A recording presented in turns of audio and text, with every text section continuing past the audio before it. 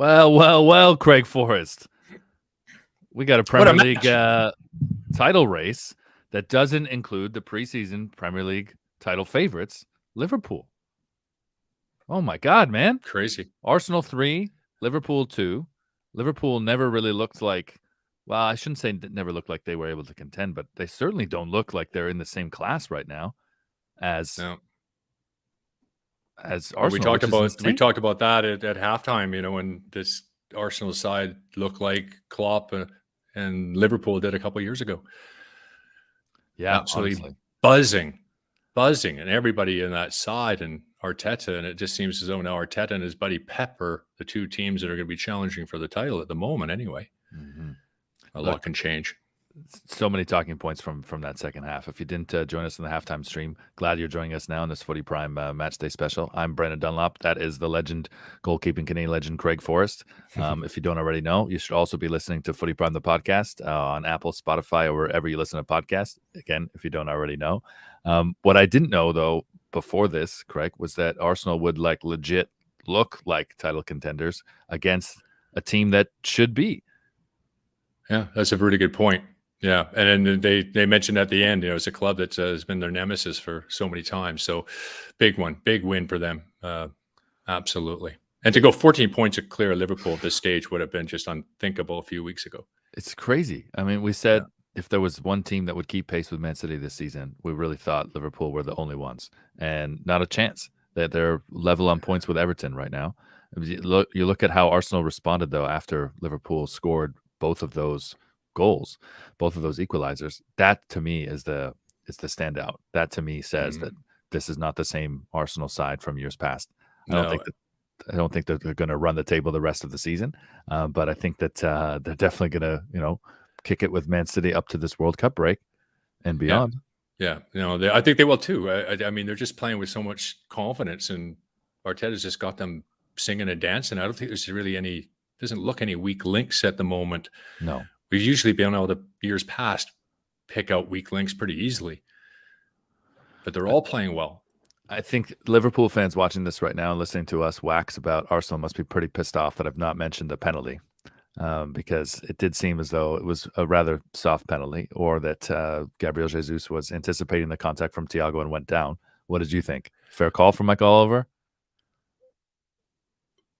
Well, and we were watching it live together, and my initial thought was not a chance. I don't think there's enough contact there. But is it clear and obvious the referee gave a penalty? No, it's not. So drawing those penalties is a bit of an art form too, isn't it? It really is. And I can say this as someone who's at least a Portuguese speaker. Portuguese speakers from South America seem pretty damn good at it. pretty damn good at that art form. Yeah. Hey, didn't you think when Jesus went down after Odegaard took a big hit, which he looked like he was going to be injured for honestly. a while, and then, pardon me? Yeah, I'm agreeing with you, honestly. And then Jesus just collapses. That was scary. It was very strange, and I was really concerned, and I was like, if the doctor's watching that somewhere on the sideline and you watch that replay, if he just collapsed, I would have pulled him off the field. I was just out of concern. Just very, very strange. Yeah, it looked like he fainted, and that's what I had said to you. We're watching the stream as we talk over Restream here and StreamYard, and it reminded me of Eriksen, the way that he fell. Like it was just this fainted collapse, and you could see there was a bit of panic from his teammates initially. Yeah. And Mwambe as well. Remember that at the Spurs game? Yeah. Bolton Wanderers. That's what crossed my mind too at the same time. I definitely want to hear what Arteta and people have to say after that, because to me that was, I can't believe you finished the match. Exactly. Yeah. Wild. What did you think of that play there? He almost had another penalty call towards him, Jesus. Van Dijk let the ball bounce. It was like, this is just the 90th minute. Like we've talked on Footy Prime the podcast about how Van Dijk does not look himself.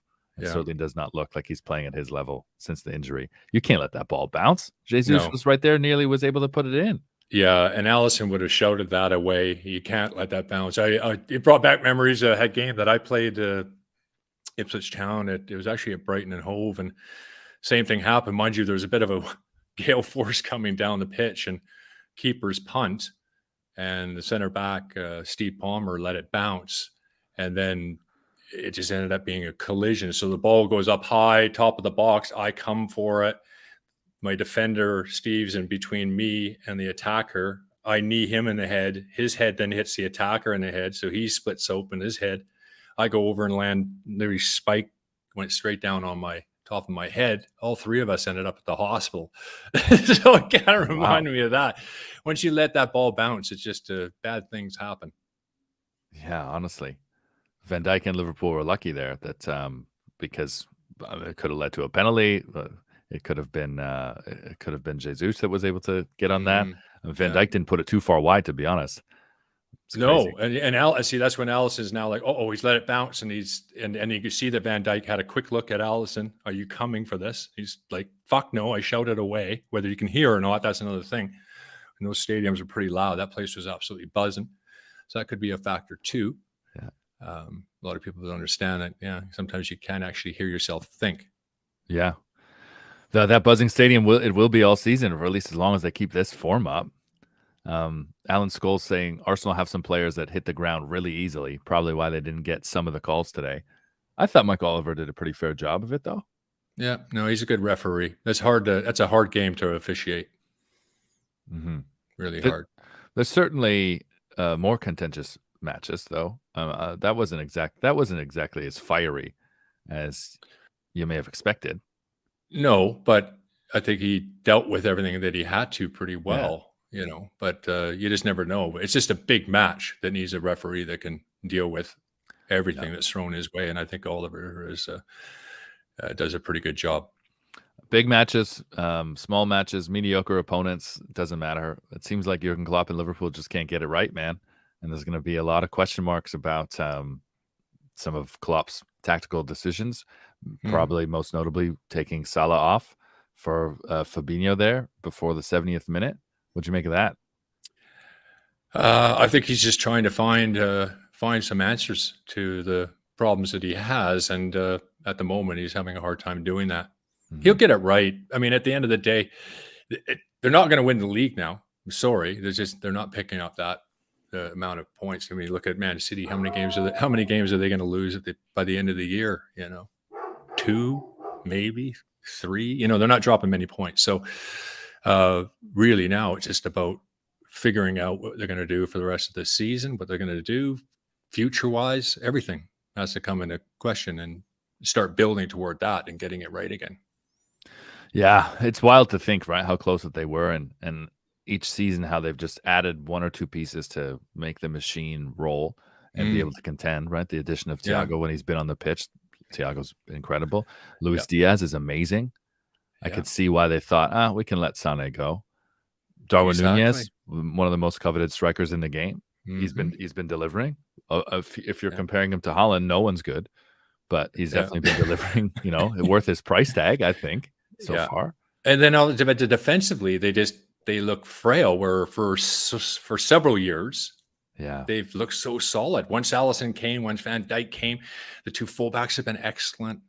That's been almost their strength that we talked about with that, the front line. Yeah, they're always going to score. They're going to create. That's not a problem. It's the defensive side of things. Got that right. Mm-hmm. And now there seems to be some issues there. Well, there's no question there's some issues there. I don't know what's in Van Dijk's head right now. Trent Alexander's not the same. No.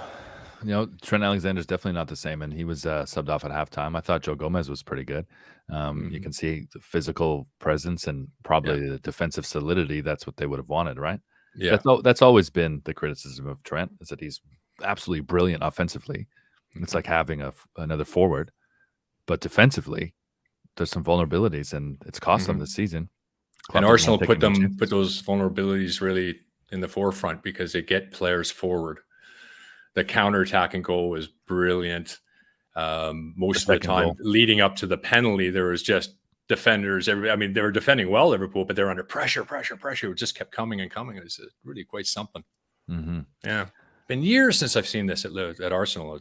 Just years. It's really nice to see. I'm not a massive Arsenal fan, but I'm a fan of good football. Yeah, no, me too. And that's always been their brand, right? And they are a big club that I think it's easy to forget because they've not Yeah. been consistently in the Champions League, or they've always kind of been a bit of a circus, or they've maybe had moments like that. Yeah. Um, Starts at the top though, Brendan. That's ownership. yeah, Kroenke's a dick. yeah, fair. I guess so. I guess that's pretty fair. I really do think they've got it right with Arteta, though. That Yes. I felt that before watching All or Nothing. I definitely felt that after watching All or Nothing, knowing that I'm probably biased. I actually didn't watch the last episode, because I didn't want it to end. I still got that sitting there. I've got half a season of The Crown, season 4 to watch, and one more episode of All or Nothing because I didn't want it to finish. Those season running documentaries are really, really good. Yeah, they're brilliant. They're brilliant because it gives you that. I mean, you see what they've done with Formula One, and basically, I put it all down to the documentary. Really, there's one coming out about the Canadian men's national team run through qualifying that Max Bell and his team put together. I don't know where you can see that, but I will definitely make sure we tweet that from the Footy Prime Twitter account. So if you're not following us, Footy_Prime. And if you're not listening to Craig Forrest, James Sharman, Jimmy Brennan, and myself, Brendan Dunlop, along with producer Dan Wong on Footy Prime, do so. We're on Apple, Spotify, Google Podcasts, pumping out 4 shows a week. Though we won't do our usual Sunday night tonight, Craig. It's Canadian Thanksgiving Sunday. You and I both have dinners to attend. Yeah. And gonna have a tomahawk steak. That no turkey for you? Tomahawk steak? That's how former Premier Leaguers do it? Well, I'm gonna do a turkey tomorrow.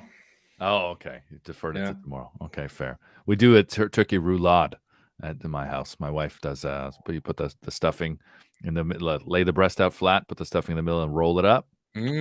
Absolutely brilliant. Love it. What's your favorite side dish? Thanksgiving side dish? You a stuffing guy? I love stuffing. Cranberry sauce. Yeah, gotta have good cranberry sauce. Yeah, if you don't have cranberry sauce, I just like it. Yeah, but fresh cranberry sauce or that shit out of the can? Because the stuff out of the can I actually really like. That jelly out of a can. Yeah, I don't mind that either. I don't mind that. If it comes in a can, it's probably in your pantry and it's probably on the plate at some point. I'm speaking to the wrong person if I'm looking for someone who doesn't want something coming out of a can. But no, I'm a big fan of that. So yeah, my old landlady though, she'd boil those carrots for an hour and a half, like straight out of the can, just boiling. I'm like, what are you doing? I just want to read a couple comments before we put a bow in this, buddy. YouTube user, this is someone who hasn't set up their own account name. Craig holding back as usual, ellipses, LOL. Arteta is channeling Pep. I think you're pretty, maybe he thinks that you want to be a bigger Arsenal fan than you're putting on. Maybe that's it. Well, I'm a fan of Arteta. No, for sure. Like I say, I'm a fan of good football. So, yeah. Right. I just love that there's another team contending, It's as much as these 2-horse races between City and Liverpool have been thrilling for the neutral. Isn't a 4-horse race better? Isn't the fact that when you've got 5 teams in the mix, isn't that more exciting? Yeah, and maybe even 6. Yeah, maybe it's not this season. You mean though? No, but Newcastle. I mean, you got to say Newcastle. Eddie Howe is doing a fantastic job there, and they're not. They haven't gone crazy with the checkbook, which I thought they would. To be honest, yeah, they haven't. They've been surprisingly kind of modest about it. Although the business they did last season, they would not have been able to do previously, and few other clubs would have been able to do. Bringing in Bruno Guimaraes in January, like that's a hell of a player. That's a trajectory changing player. Absolutely. Kieran Trippier is not a player that they would have been able to grab. Even Matty Target, who's been pretty decent for them as well. Big win for West Ham in a London derby on this Sunday morning. Yeah, we went it down a goal, 1-0 down. Conceded 5 minutes in, but Samaka to the rescue.